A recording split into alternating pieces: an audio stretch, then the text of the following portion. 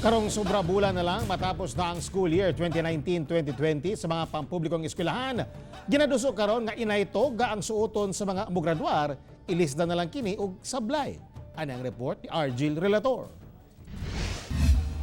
Alang sa mga estudyante, ang pagsuot og toga, ikapasigarbo nga higayon sa kinabuhi, agig pagpamatuod nga nakalampos ra gayud sa pag-eskwela.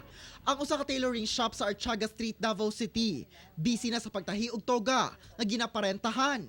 Hinoon, duna na sila'y nakastock nga libo ka mga nagkadaiyang klase sa toga, depende sa eskwelahan.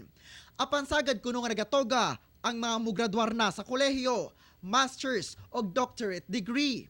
College o senior high lang sa sir. Ang kasagaran. Kaya usually manggod ang high school na manggod naga-uniform na manggod sila sa graduation. Tradisyon na ang pagsuot og toga sa mata graduation ceremony.